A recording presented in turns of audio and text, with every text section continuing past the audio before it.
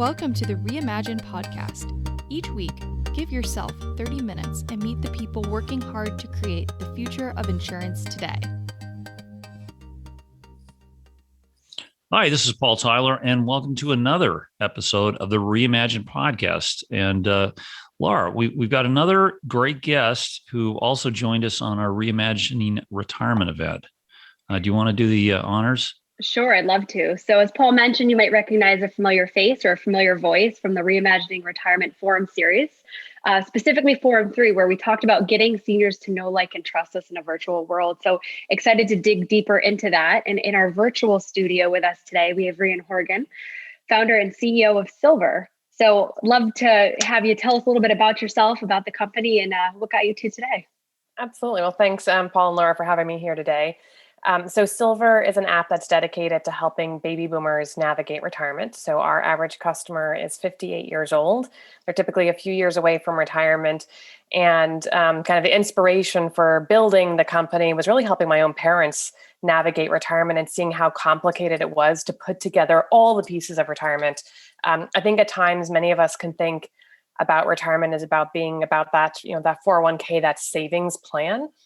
And what we see is that retirement is about so much more than how you're invested. It's about how you think about electing Social Security, how you plan for your healthcare costs, how you create that retirement paycheck. And today, what you see is the consumer is actually making a lot of those decisions themselves. So our goal with the app Silvur is to really give this customer confidence and peace of mind as they put that retirement plan in place. And maybe just tell us a little bit about, what's the backstory of building this, Rhian? How did you lock onto this as a problem to solve? Yeah, so I had worked at JP Chase in asset management for about 17 years. I was a managing director there. And I think because I had worked in financial services for so long, I became that trusted child who my parents started asking questions to about retirement. And for, I would say, most of the last decade, the conversation was about when my parents were going to retire. And then a few years ago, the conversation shifted from when to how. I'm just looking over here. I always say that, like, the real inspiration, though, came when I found myself at Barnes & Noble buying this 300 plus page book on Social Security, and having myself, had an account at Betterment and an account at Acorns and Mint, like seeing the technology that I was using, I just felt like I was going back in time to have to go to Barnes & Noble. And then the fact that it was 300 pages to unpack Social Security, it was just this moment where it became really obvious to me that we weren't setting the average consumer up for success. But as I looked out in the space, there was this perception that if you were over the age of 50, that you were old, dying, in decline, and that you didn't know how to use technology. And I guess I had a little more faith than that. My father is a retired pediatric radiologist, and I remember getting a computer in the 80s, an Apple IIgs. My dad used to read CAT scans and MRIs on the computer at home. It was dial-up, but he knows how to use technology. He just uses it differently than a millennial. And I think if you take some time to think about the fact that we have this amazing tech stack that has been built to empower consumers to make financial decisions. But the vast majority of that tech stack today is addressing the problem around accumulation. What my father and his generation was facing was this next stage of life, which was decumulation. But the good news is, just like Plaid can help you with accumulation, it can help you with decumulation. So there was this, there is tech available, but no one was really focused on the problem. And I think for me, just inspired by my parents, I got to work. You mentioned the tech and, Barnes & Noble going back in time. Mm-hmm. As an avid reader, I kind of laugh at that because you can't really find Barnes & Nobles anymore. But in thinking about, designing for boomers and millennials, you mentioned the tech stack and this notion that, boomers, they're old, they don't know how to use technology, or I'm sorry, retirees, they're older, they don't know how to use technology, but we know that that's not the current reality. So what is designing like? How is it different for those two audiences versus, say, the younger millennials versus our current baby boomers as we know them? So we've spent a tremendous amount of time doing user research. So the third full-time employee we had at the company was a UX designer, and that person's specialty is both doing research and surveys to really understand what our customers' needs are, but then also applying that to how the product is built. And in particular, with the digital product, actually building screens that they will feel really comfortable with. So a couple things that we see with baby boomers that are very different than what you'd see with a millennial. The first is that this consumer is really willing to spend a lot more time with us in that first session than the average millennial will. And in fact, it's meant that over time, we've actually made our onboarding process actually longer rather than shorter. So with an app that's dedicated to millennials, typically you have like 2 or 3 screens, you connect your accounts with Plaid and you're like off to the races. Our customer has their money in like 8 or 10 different places. They've had lots of different jobs. They rarely connect with Plaid in their first onboarding with us. We allow them to do that, but most of them add their own information. And because they know how complicated retirement is, they want to spend time in putting that information. And so, for example, we in our earliest version didn't ask customers whether they had a pension, and we had it deeper in the experience, but people didn't trust the output because we hadn't asked that question. And so the onboarding experience with our customers looks very different than millennials. I would say less obvious in the experience, but absolutely there is just thinking about the pattern around how you interact. And I guess I would say in its simplest format that, the millennial generation is this like swipe left, swipe right, kind of figure it out generation. What we find is that our audience is very purposeful about what they touch on a screen. They don't want to make a mistake. There's the concept of being able to go backwards isn't the UX flow that they're used to. And so they want to be really sure before they press a button. And so really thinking about how you do your design around that. And then the last thing I would say is that, this consumer is, and it kind of goes back to the onboarding, but again, we see it after onboarding, which is this consumer realizes how important these decisions are, and they're going to keep coming back and they want to do more research. So there is this view that like, no one's going to do this for me. Therefore, I need to go do my research. I'm going to start with Google, and I'm going to do a lot of online research. I'm then going to talk to some friends. And then eventually I'll end up potentially with a human advisor or an insurance agent, depending on what the product is. But there is this multiple step process that I think looks really different to what you see with the average millennial. So great. I downloaded your app. I spent a lot of time putting all my retirement plans in. I know my data, I know my number. Yep. Why do I come back? Why do I open that app the second, third, fourth, fifth time? Yeah. So the first thing that we do is we give all of our customers a free retirement score. And the idea behind the score is it really addresses this customer's number one fear, which is running out of money in retirement.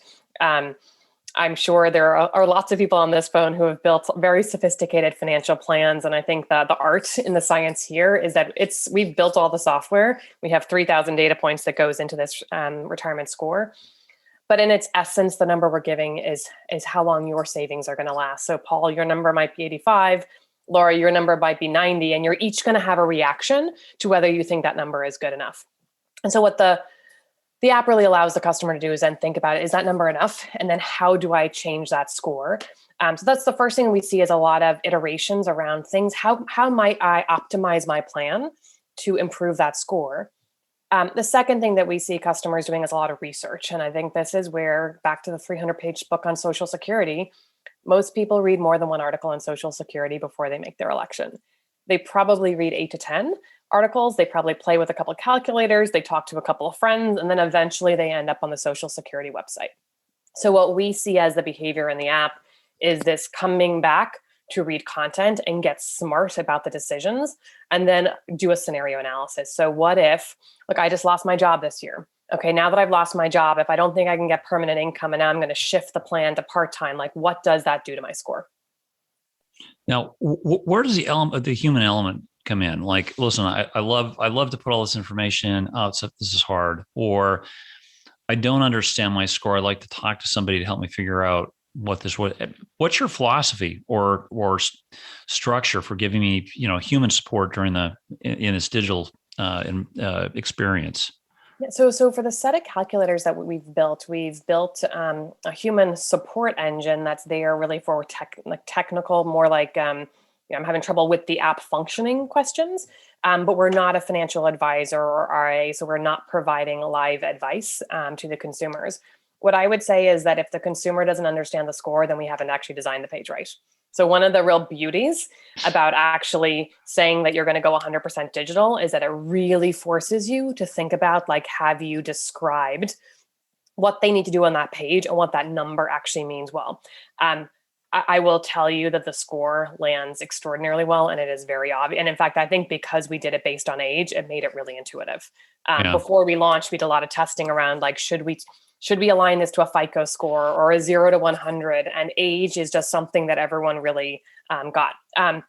I do think, though, that this consumer over time will want to interact with a human on different things. So I think Medicare is a perfect example where the first conversation a 60-year-old has is not with an agent. And in fact, we've been told by our 60-year-old customers that if they do call an agent about a supplemental plan to understand it, that the agent tells them to call back when they're 64 and a half and doesn't want to spend time with them. And that's because that agent's job is to basically convert 64 and a half year olds into their first supplemental plan and, like, move them into the funnel. So what we see, and this is what our customer looks like, is that customer is doing their research on, okay, well, what is a supplemental plan? How much does it cost? What are the decisions I need to make around it? And then who are the carriers? And then when they get to 64 and a half, they might be 100% confident and they just want to go through it all online, or they're going to pick up a phone at some point in the process. But I guess what I can't underestimate enough is how much research this customer is doing on their own. And what we're really trying to create is this ecosystem that allows them to do that. Well, there's a reason that book you held up, Social Security, is that thick. These are hard, complicated decisions and sets of regulations to work through. So I'm not surprised. But I do love your thesis of design this thing so that I don't need a person. At least I don't need a person for a long way through the journey. Now, Marcus at Goldman proved that, just focusing on a purely digital experience can attract what, $100 million in assets. I think 100 million in assets. I think they've maybe bigger than assets. I want to say 100 billion, but it's at least 100 million through Marcus. How does this? If I think of what Goldman did in Marcus and the audience they have focused on, how do you think about the retirement savings audience? Or, are you targeting a niche part of the market with your current offer, or is this more mainstream America at this point? Yeah. So the audience that we're really focused on is that top 30 or 40% of Americans, X the 1% that have saved something for retirement. So typically that customer has $250,000 to $750,000 in a retirement savings account. They have some home equity. They might have a partial pension. And what they're really trying to do is stay independent in retirement. And so the offering that we've put together is really intended to take that 30 to 40% of Americans and help them stay financially independent.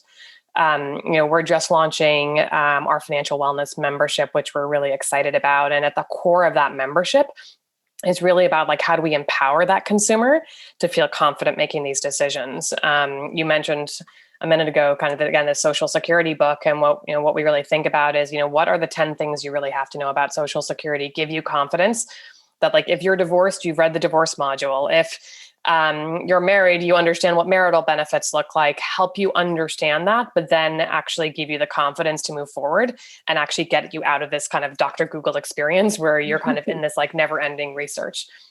And what we get excited about with membership is that ability to both educate and empower the customer through our retirement school, but also allow them to continue to personalize their score. Having built this software, what I will tell you is there are a number of really important decisions this consumer will make that have nothing to do with investments that actually could be the biggest drivers of their retirement. Just to give you a couple examples, one is where you live. So I'm based in New York. High healthcare costs, high state taxes, and high cost of living. So intuitively, we all probably know that moving from New York to Florida is probably a good trade in retirement. But I can tell you that for our average customer, it adds 7 years onto their retirement score, that decision of moving from New York to Florida. Okay, interesting. Why? Because when they move to Florida, interestingly, their healthcare costs actually go up, but no state taxes and a much lower cost of living. The state taxes in particular for our customers come into play because when they're withdrawing money from their 401ks, they're paying federal and state taxes. And so when you start to have consumers that have a lot saved in their 401ks, which is what the profile of our customer looks like, that like question around like, what is that state level taxes becomes actually really important quickly. Interesting. So that's one example. Another example would be adding part-time work. We just did a survey last week of our customer base, and 2/3 said they either definitely plan to work part-time in retirement or are considering it. So 2/3, this idea of like going from full-time work to retiring is just like, that's last generation's retirement. This generation is going full-time to part-time and then fully retiring. Adding $1,000 a month of part-time income for 5 years. So let's say you retire at 62 to part-time work. You work, 5 to 10 hours a week for 5 years. You add $1,000 a month in retirement income. That adds 3 years to your score. So there's a lot of decisions this consumer can make that actually are in their control. Like I always think about like markets, not in my control. But where I live, I've got more control of whether I want to work part-time. I've got more control of how much I spend. I've got some control over. These are some of the really human decisions this customer can make that actually can have significant financial implications on their financial wellness. So you mentioned the membership. So when you think of memberships in terms of retirement, there's one that comes to mind, 4 letters. I don't even think I need to say them. But what does a modern membership look like, and where did you get inspiration for it? Yeah, so for us, what we get really excited about is serving this consumer who is in their 50s and 60s. So ARP, amazing company that was built for the silent generation. So I think about brands like ARP, Silvur Sneakers, The Villages, all these like iconic companies that reimagined what retirement was like, but they reimagined retirement in the 1980s. And when we talk to our consumers today, they don't want to retire to the Villages. They want to stay in their local community. Yeah. And I've been there, so I've been there and I understand that reaction. So I think like being 50, 55, 60 in 2021 is very different from being 55 or 60 in 1980. And we still have these brands that are defining what retirement is that are 30 or 40 years old. So what we get excited about is 2 things. One is like building a modern brand for what retirement really looks like today. The second thing is really powering it with data. So I would tell you that most of those companies that I've just mentioned, the only piece of data they have about you is your mailing address and your date of birth. There's not a lot I can do to create a solid financial plan with that information. We, however, have over 3,000 data points. Some of the data you've given us, some of the data that we've amassed to help build this retirement score. And so as we think about using data to help personalize what that outcome looks like for the customer, that when I think about modern becomes really important. And the legs of the stool for us on membership are, how do we help you personalize your scores? We've got a series of premium calculators around Social Security, Medicare, moving. We have our retirement school, which is really intended to empower you to make these key decisions. And then finally, we have a series of partners in our retirement store, which are the products and services our customers are going to need in this next phase of life. And giving them access to these partners and discounts, I really think will help them save money over time, but also get access to really good quality products. So I believe ARP was really powered by the magazine. Do you think is an app the new magazine, or is it something fast forward 2 or 3 years from now is what's next? So what I've said, so this consumer is online. We have done almost all of our acquisition digitally. They spend a lot of time online, and they spend their time in very different places from where millennials are. And so you just have to, first of all, like get yourself in they're obviously not on TikTok and Snapchat, they're on Facebook as an example. And there are many more examples that kind of just think about like where this consumer is. But what I would say is like what the consumer is doing is they're doing a lot, again, back to this research comment, they're doing a lot of research. And so what hasn't changed is their desire to read and digest content. But I think the format is different. And that for us, like when we launched the app, what we knew was this consumer wanted to spend a lot of time with us and they wanted a place to keep coming back to. And so as we thought about like, what's the right ecosystem, that place, when we get back into a world where if you're living in a city, you're on public transportation where you have 15 minutes, you can listen to a podcast, you can, read a quick article, like what is that format? And it's really, people are looking at their phones. And so that is for us, like embedding ourselves in the behavior that this customer already exhibits. So you talk about the customer and their desire and their love for essentially research and to have that knowledge going in. What would you say are some of the biggest surprises for baby boomers as they embark on retirement? The biggest surprise is the cost of healthcare. Many of them come into it most of them come into retirement having come off of a employer plan that was predominantly either fully paying or paying a significant amount of their healthcare costs. And when they see that they're going to start spending $750 or $1,000 a month to get a fully loaded plan, including a supplemental plan, that's a shock. And when you add that up, over 20 or 30 years for a couple, you start talking about this like $300,000 number on healthcare. I think where the industry has let them down is that today, most of the financial services industry is really uncomfortable talking about healthcare. It's like health is a health issue, but when a health issue costs you $300,000 for certain, so that's not even counting in long-term care. So when there is like a 95% chance that you're going to spend $300,000 on something in retirement, like I would call that a financial issue. And I think the challenges for the consumer is that there's not a lot of integration between health and wealth. And so that's where, like for us in our premium membership, consumers have the ability to basically build up a Medicare plan and add that into their budget. If they're thinking about moving to Florida, they can see what the plan costs in Florida versus what the plan costs in New York. They can just say, look, I'm actually really healthy, but my husband isn't. So like, I want a fully loaded plan for my husband, but I'm going to roll the dice on myself. So you can really start to personalize that. And what you see is that because of how expensive those costs are, that has a significant impact on, how long your savings are going to last in retirement.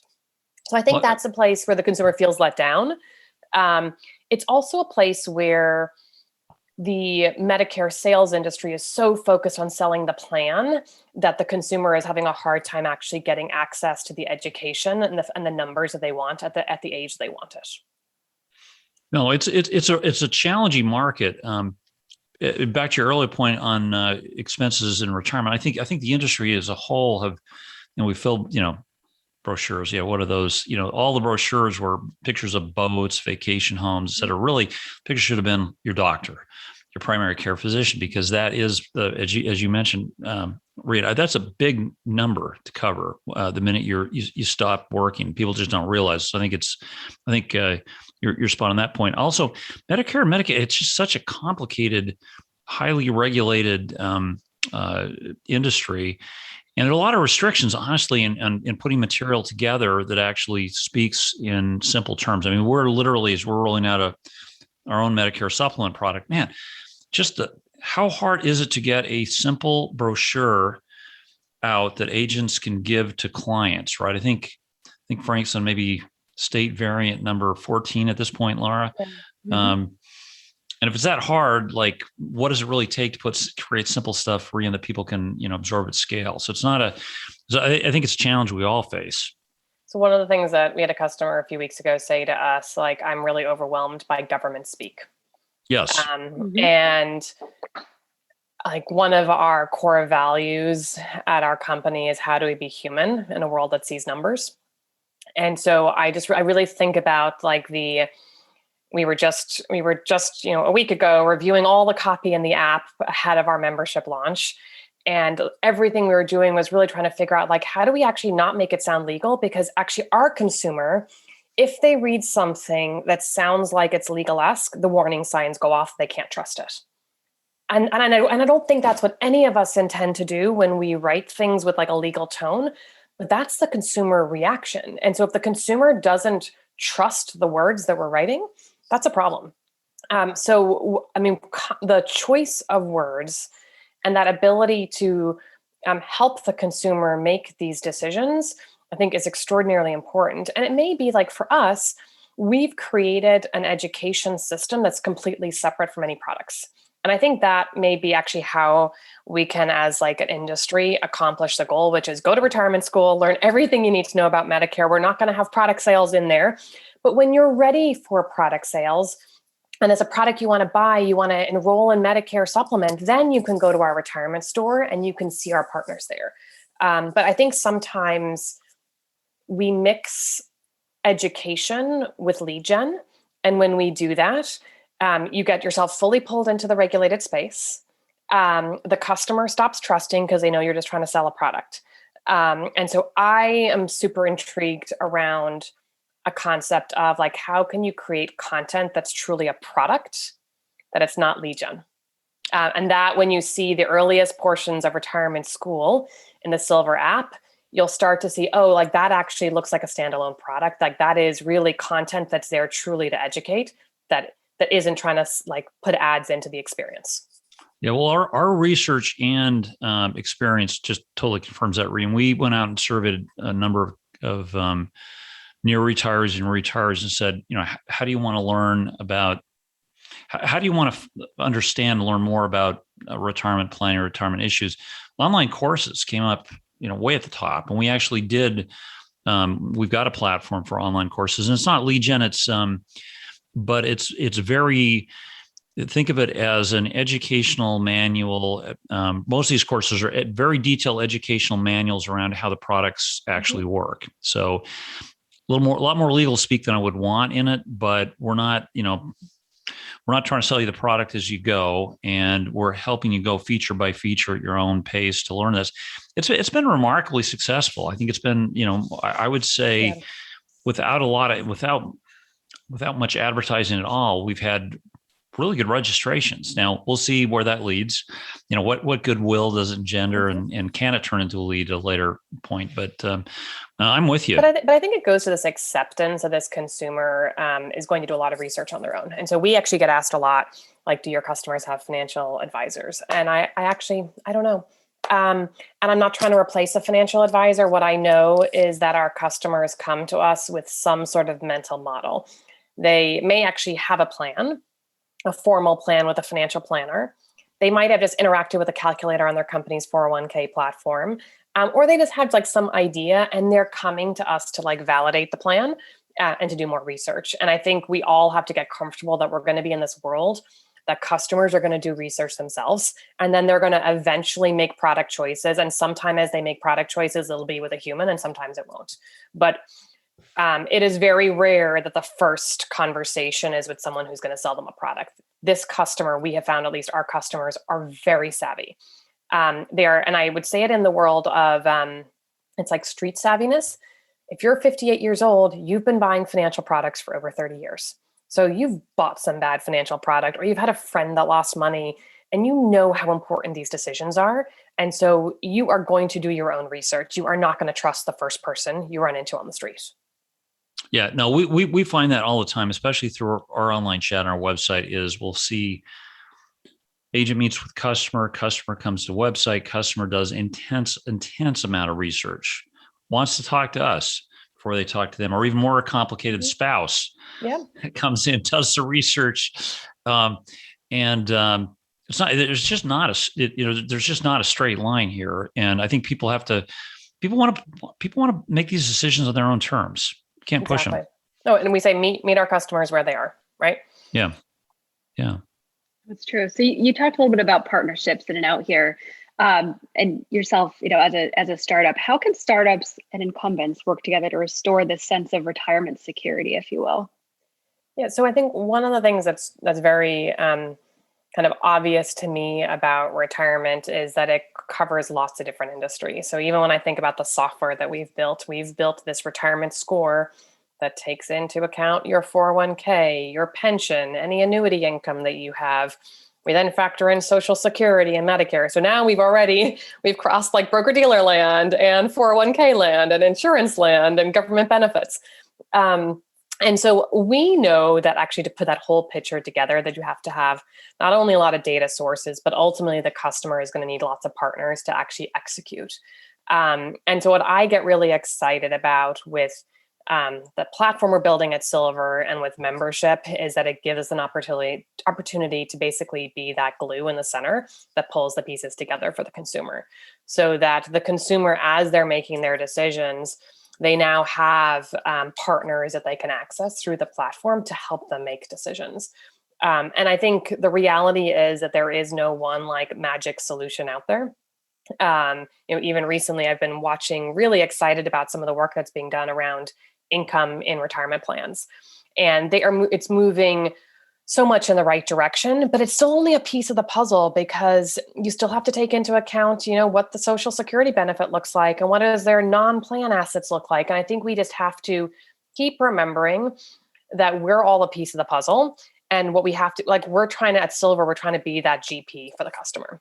There are lots of specialists, but right now the consumer is acting as the GP. Our hope is that the platform at Silvur really empowers the consumer to feel confident to actually make these decisions. But in this post-pension world, there's a lot of different parties at the table. And I think we all have to recognize that there is no one solution. There is no one magic product out there that solves everything. That used to be the pension, right? Until we have a new product that everything fits into, what we see is that a platform like Silvur actually helps pull it all together for the customer.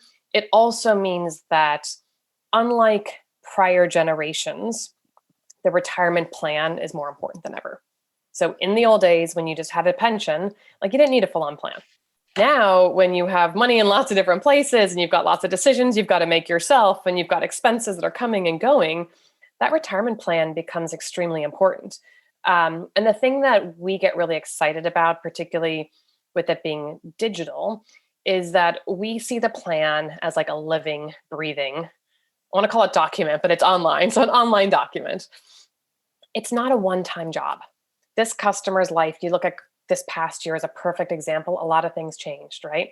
People lost their jobs, their healthcare expenses changed, they moved. All of that changes your retirement plan.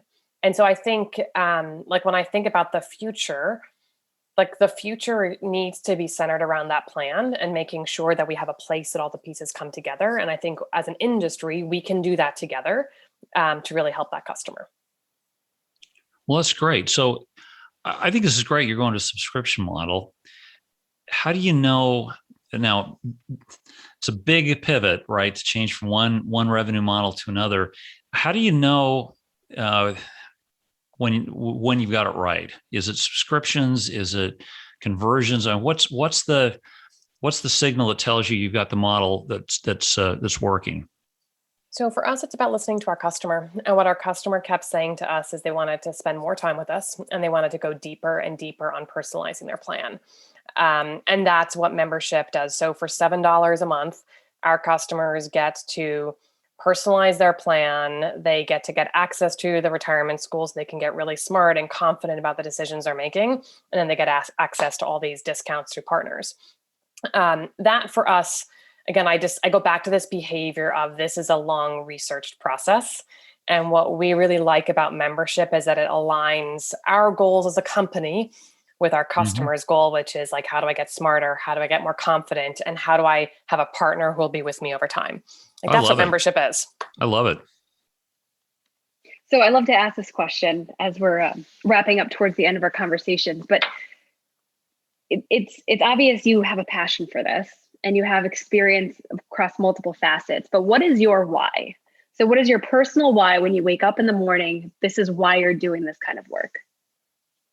For me, it's all about our customers. I, on Friday, was speaking to one of our women customers who was sharing a sad but frankly common story in America, which is about how Social Security has really failed this generation of women. And she was talking about how, like many families, and you're seeing this happening with COVID today, she had taken time out of the workforce to raise her kids. So if she was out of the workforce, she didn't get any Social Security credits.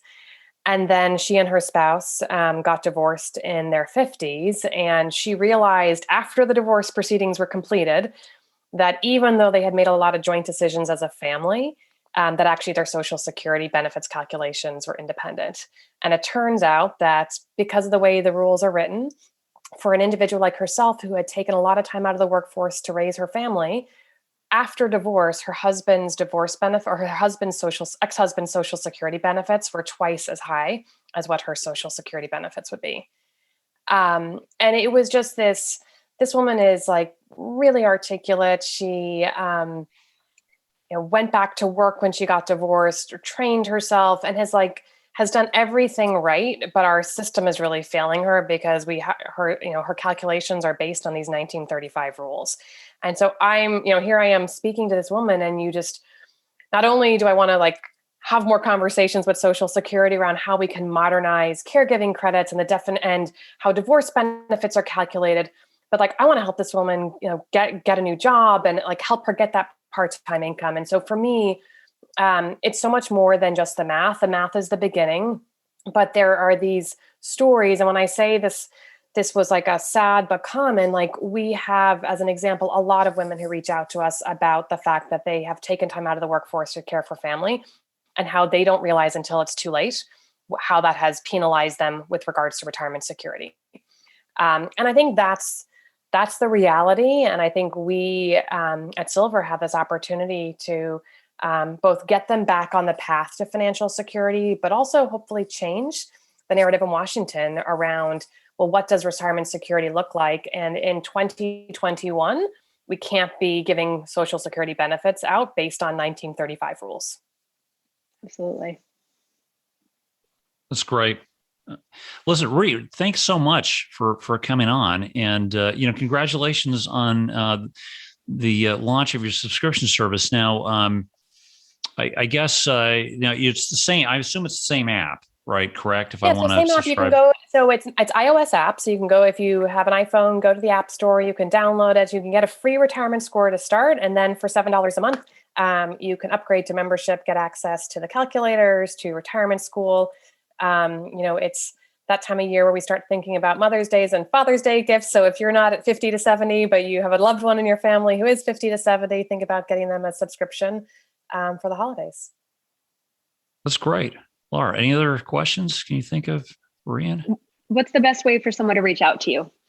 So for me personally, it's Rhian, it's Rhian at Kindur, KINDUR.com. Otherwise, I'm on LinkedIn, and you can also reach out to the company through our website. That's Awesome. great. Yeah, well, thank you. Listen, I do have the app on my phone, and listen, I may be one of your first customers. Fantastic. Looking forward to it. Great. Hey, thank you. Thanks everybody for joining us. Give us feedback and send any questions our way. Look forward to talking to you again next week on the Reimagine podcast. Thanks, Laura. Thanks. We want to especially thank today's sponsors, Launch and Symetra. Thanks for listening. If you enjoyed the show, please rate and recommend us on iTunes, Stitcher, Overcast, or wherever you get your podcasts. You can also get more great information about this company and other great startups at imagine.nsre.com.